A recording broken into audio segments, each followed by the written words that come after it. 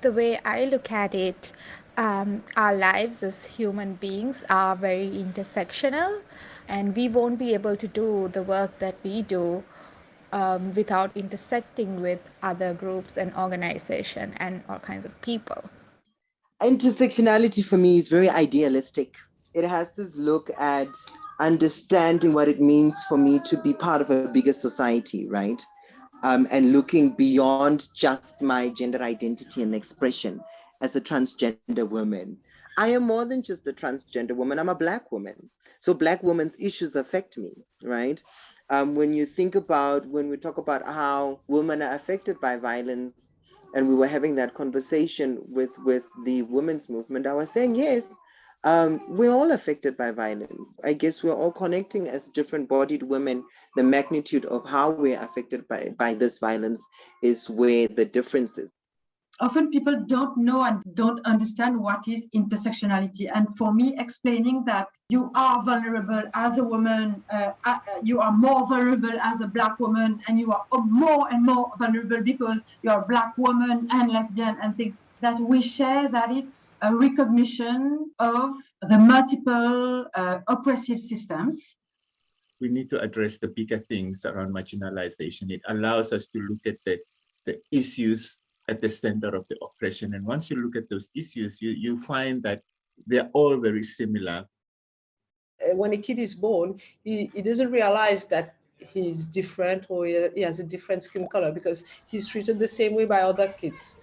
You may be Black or white. So as he grows up, maybe he questions his sexuality. He becomes a teenager. And then as he grows up or she grows up, then she realizes that as a woman, there are some other items of discrimination. She's Black, she's maybe lesbian, and then she doesn't have the same salary as male co-workers.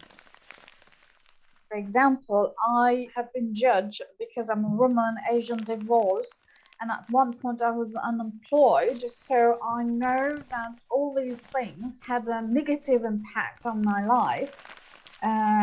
With regards to people around me, landlord, my parents. So I can see how intersectionality of individuals and of certain groups, vulnerable groups, are affected. A sex worker who is also a trans or a lesbian who doesn't have a regular income, how that impacts herself and her family. She has kids.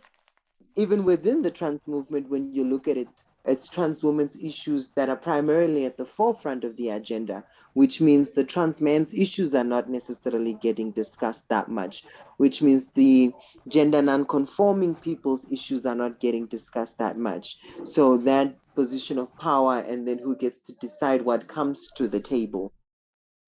But we have to agree that by mere measure of having a passport, which not all of the LGBT people can have, by measure of being able to take that trip or to travel to that conference, all of this gives a certain level of privilege. That story of a trans woman who lives in an informal settlement with no running water, but every day she looks beautiful. But nobody knows how much she struggles just to get a bucket of water. I may be gay, but if I live in a house where I just flip a switch and I have electricity, open a tap, then I have water. My situation and my marginalization is not the same as the marginalization of someone who has to wake up in the morning and start searching for a candle, is just to put wood together, go and find water, just to be on time. It is very easy for us to understand the very concept, the basic concept of it. But try explaining that to someone who refuses to accept people as they are. There is power in numbers, because the more you are able to, I guess, find place with your layered identities, because you are not just one, you are able to find yourself in different movements. But how to stop the hate cycle, how to stop people from hating each other for who they are, for gender reasons or for class reasons or for religious reasons and for sexual orientation reasons, I don't know, but what solution can we bring to that? How do we stop the hate cycle?